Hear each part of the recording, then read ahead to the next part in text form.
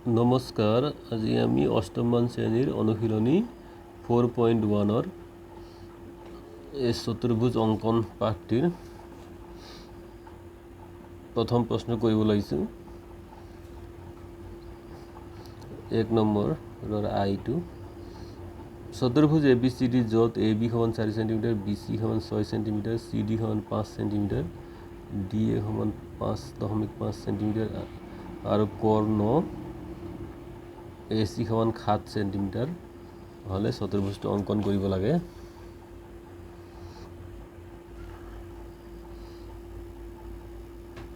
আমি প্ৰথমতে এনেকৈ বাহুকেইটা আঁকি লওঁ। এইটো AC 7 সেন্টিমিটাৰ, BC সমান 6, DA 5.5, CD 5 আৰু AB এনেকৈ স্কেলেৰে জুখি আমি আঁকি লওঁ। এইটো ABটো হ'ল 4 সেন্টিমিটাৰ। আপোনালোকে এনেকৈ জুখি আঁকি ল'বা। তাৰপিছত আমি কেনেকৈ আঁকিছোঁ এইটো দেখাই দিম। প্ৰথমতে আমি AB ৰেখাখণ্ডটো টানিলোঁ, AC ৰেখাখণ্ডটো এনেকৈ টানিলোঁ। এইটো AC সমান কিমান দি আছে 7 সেন্টিমিটাৰ স্কেলেৰে জুখি আমি আঁকিলোঁ 7 সেন্টিমিটাৰ। এনেকৈ স্কেলেৰে জুখি তোমালোকে এনেকৈ টানিবা। 1ৰ পৰা 8 হ'লে 7 হৈ যায়। গতিকে তাৰপিছত আমি কি কৰোঁ, ইয়াত অংকন পদ্ধতি দিয়া আছে, সেইটো মতে কৰিলে হ'ল। A আৰু C বিন্দুক কেন্দ্ৰ কৰি ক্ৰমে 4 সেন্টিমিটাৰ আৰু 6 সেন্টিমিটাৰ। A আৰু C বিন্দু কেন্দ্ৰ কৰি 4 আৰু 6 সেন্টিমিটাৰ দৈৰ্ঘ্য দুটা বৃত্ত স্থাপন হ'ল। প্ৰথমে A বিন্দু কেন্দ্ৰ কৰিলোঁ। A বিন্দু কেন্দ্ৰ কৰি এনেকৈ তল ফালে এনেকৈ 4 সেন্টিমিটাৰ জুখি পৰা ইয়াত জুখি ল'ম। 4 সেন্টিমিটাৰ জুখি এনেকৈ ঘূৰাই দিম। তাৰপিছত C বিন্দুত লৈ 6 সেন্টিমিটাৰ এনেকৈ 6 সেন্টিমিটাৰ এনেকৈ 6 জুখি C বিন্দুৰ পৰা এনেকৈ ঘূৰাই দিম। গতিকে এইটো কটাকটি কৰা বিন্দুটো হ'ল B। ঠিক তেনেকৈ A আৰু C বিন্দু কেন্দ্ৰ কৰি ACৰ ওপৰ ফালে A আৰু C বিন্দু কেন্দ্ৰ কৰি A বিন্দু কেন্দ্ৰ কৰি কিমান হ'ব 5.5। যিহেতু AD দি আছে 5.5, গতিকে A বিন্দুকে এইটো AD 5.5 এনেকৈ জুখি ইয়াত ৰাখি এনেকৈ কাটি দিবা। তাৰপিছত C বিন্দুত এনেকৈ ৰাখি CD দিয়া আছে কিমান 5, গতিকে ইয়াত ৰাখি এনেকৈ 5 টানি দিলে য'ত কটাকটি কৰিব সেইটোৱে হ'ব D বিন্দু। গতিকে এনেকৈ আমি তাৰপিছত লগাই দিলে হ'ল AB BC, এইটো AB BC CD আৰু DA। নিশ্চয় বুজি পাইছা। প্ৰথমতে আমি কি কৰিলোঁ, AC ৰেখাখণ্ড টানিলোঁ। AC সমান 7 সেন্টিমিটাৰ দি আছে, 7 সেন্টিমিটাৰ স্কেলেৰে জুখি টানিলোঁ। তাৰপিছত A বিন্দুত লৈ AB কিমান দিয়া আছে 4 সেন্টিমিটাৰ, গতিকে A বিন্দুত লৈ এনেকৈ ঘূৰাই দিলোঁ। এইটো ইয়াত এনেকৈ কাটিব। তাৰপিছত C বিন্দুত লৈ BC কিমান দিয়া আছে 6, গতিকে C বিন্দুত লৈ এনেকৈ কাটি দিলোঁ। দুটা বৃত্তচাপ, এই দুটা বৃত্তচাপে য'ত কটাকটি কৰে সেই বিন্দুটো হ'ল B। গতিকে এইটো টানি দিলোঁ এনেকৈ AB আৰু BC লগাই দিলোঁ। তাৰপিছত সেইদৰে A বিন্দুত লৈ ওপৰ ফালে কি কৰিম, AD দি আছে 5.5, গতিকে 5.5 এনেকৈ জুখি A বিন্দুত লগাই এনেকৈ টানি দিলোঁ। তাৰপিছত C বিন্দুত লগাই CD দিয়া আছে 5 এনেকৈ লগাই এনেকৈ টানি দিলোঁ। য'ত কটাকটি কৰিব D বিন্দুত।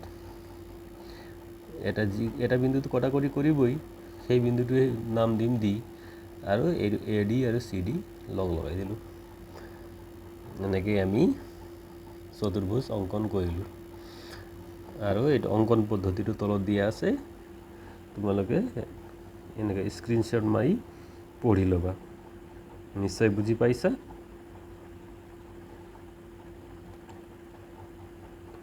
তাৰপিছত আমি 2 নম্বৰটো চাওঁ।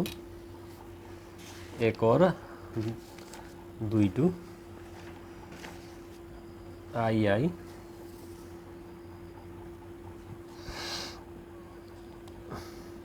কি দি আছে চতুৰ্ভুজ ABCD য'ত AB সমান 4 সেন্টিমিটাৰ BC সমান 3 সেন্টিমিটাৰ DA সমান 2.8 সেন্টিমিটাৰ আৰু কৰ্ণ AC সমান 5 সেন্টিমিটাৰ আৰু কৰ্ণ BD সমান 4.5 সেন্টিমিটাৰ দুটা কৰ্ণ দিয়া আছে গতিকে আমি কি দৰে আঁকিম প্ৰথমতে এনেকৈ আগৰ দৰে এনেকৈ বাহুবিলাক টানি ল'বা AB 4 তেনেকৈ BC 3 DA 2.8 AC 5 আৰু BD সমান 4.5 এনেকৈ স্কেলেৰে জুখি স্কেলেৰে 1 ৰ পৰা লৈ যদি 4.5 আছে 1 ৰ পৰা লৈ 5.5 হ'ব এইটো 4.5 আছে 1 ৰ পৰা লৈ 5.5 হ'ব গতিকে এই দৰে বাকিবিলাকো স্কেলেৰে জুখি প্ৰথমতে বাহুবিলাক আঁকি ল'বা ৰেখাবিলাক তাৰ পিছত আমি আঁকিম ই প্ৰথমতে AC ৰেখাখণ্ড টানিম AC দি আছে 5 সেন্টিমিটাৰ এইটো গতিকে 5 সেন্টিমিটাৰ স্কেলেৰে জুখি টানিম তাৰ পিছত কি কৰিম এটা অঙ্কন পদ্ধতি ইয়াত লিখি দিছোঁ মই এইটো প্ৰথমতে 5 সেন্টিমিটাৰ দৈৰ্ঘ্যত AC ৰেখাখণ্ড টনা হ'ল এইটো AC ৰেখা টানিলোঁ তাৰপিছত A আৰু C বিন্দু কেন্দ্ৰ কৰি এনেকৈ ওপৰ ফালে ক্ৰমে 4 আৰু 3 এইটো A বিন্দু কেন্দ্ৰ কৰি 4 এইটো A বিন্দু কেন্দ্ৰ কৰি ইয়াত জুখি পৰা এই 4টো জুখি এনেকৈ A বিন্দু কেন্দ্ৰ কৰি এনেকৈ টানিলোঁ এনেকৈ বৃত্তচাপ টানিলোঁ ঘূৰাই দিলোঁ তাৰপিছত C বিন্দুত কেন্দ্ৰ কৰি 3 সেন্টিমিটাৰ এনেকৈ ইয়াত থৈ এনেকৈ 3 সেন্টিমিটাৰ ইয়াত জুখি পৰা কৰিবা এনেকৈ এইটো 3 সেন্টিমিটাৰ জুখি পৰা ইয়াত চিত ৰাখি এনেকৈ টানি দিলে হ'ল য'ত কটাকটি কৰিব সেই বিন্দুটো হ'ল B বিন্দু এইটো B বিন্দু কটাকটি কৰিব তাৰ পিছত আমি কি কৰিম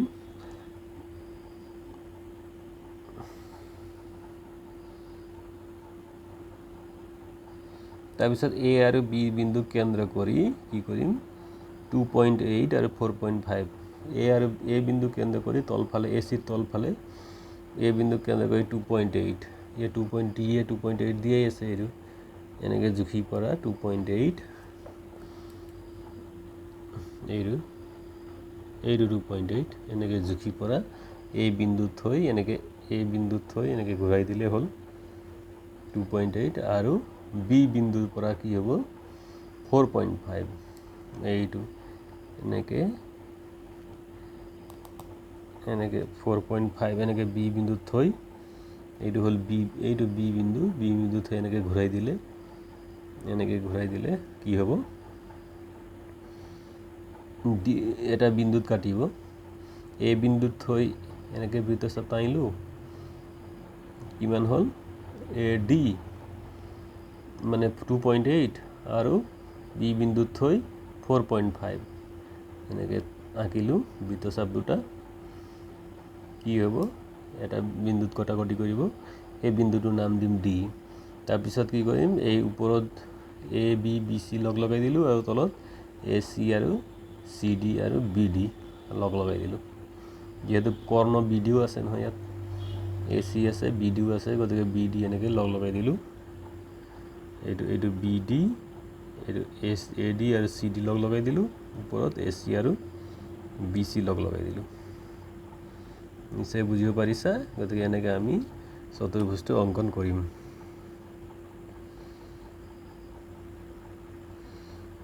তাৰপিছত এই অঙ্কন পদ্ধতিটো তোমালোকে স্ক্ৰীনশ্বট মাৰি লিখি ল'বা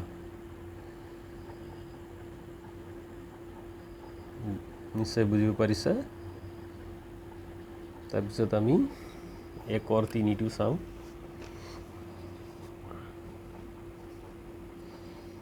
1 ৰ 3 দিয়া আছে চতুৰ্ভুজ PQRS য'ত QR সমান 4.5 সেন্টিমিটাৰ PS সমান 5.5 সেন্টিমিটাৰ RS সমান 5 সেন্টিমিটাৰ কৰ্ণ PR সমান 5.5 সেন্টিমিটাৰ আৰু কৰ্ণ QS সমান 7 সেন্টিমিটাৰ গতিকে এনেকৈ বাহুবিলাক আঁকি ল'লোঁ আগৰ দৰে ৰেখাবিলাক তাৰ পিছত কি কৰিম প্ৰথমতে পিআৰ কিমান দিছে 5.5 এনেকৈ অলপ বেকাকৈ পিআৰটো আঁকি ল'লোঁ 5.5 সেন্টিমিটাৰ তাৰ পিছত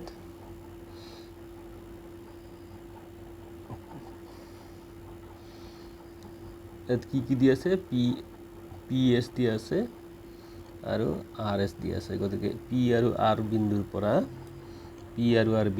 কি কৰিলোঁ পিএস সমান কিমান দি আছে পিএস 5.5 এইটো পিএস এনেকৈ জুখি এইটো পিএস এনেকৈ জুখি লৈ এইটো পি বিন্দুৰ পৰা এনেকৈ পি বিন্দু থৈ এনেকৈ কাটি দিলোঁ এইটো এনেকৈ পি বিন্দু থৈ এনেকৈ ঘূৰাই দিলোঁ এনেকৈ তাৰপিছত আৰ বিন্দুত থৈ আৰ এছ কিমান হ'ব 5 সেন্টিমিটাৰ আৰ বিন্দুত থৈ এনেকৈ 5 সেন্টিমিটাৰ এনেকৈ কাটি দিলোঁ এনেকৈ এইটো বিন্দুত কটাকটি কৰিব তাৰপিছত কি কৰিম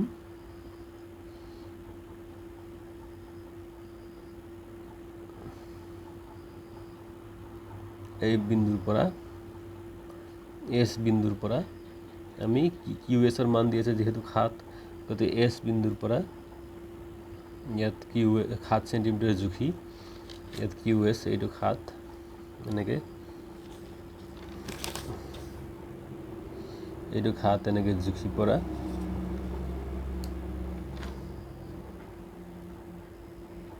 এনেকৈ 7 জুখি পৰা ইয়াৰ পৰা এস বিন্দুৰ পৰা এনেকৈ ইয়াত থৈ এনেকৈ কাটি দিলোঁ এইটো এনেকৈ কাটি দিলোঁ এনেকৈ টানি দিলোঁ তাৰপিছত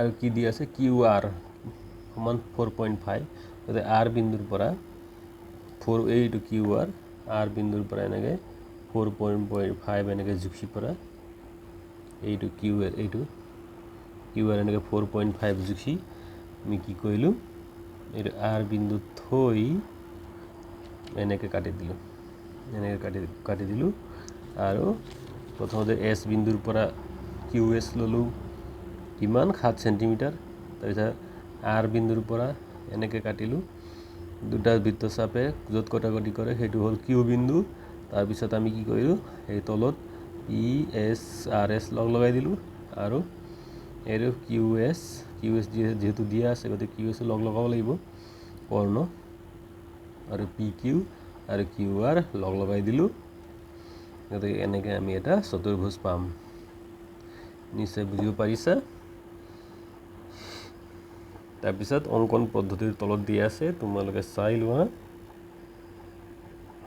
এইটো স্ক্ৰীনশ্বট মাৰি লৈ লোৱা পিছত ভালকৈ লিখি ল'বা নিশ্চয় বুজিব পাৰিছা আজিলৈ ইমানেই ধন্যবাদ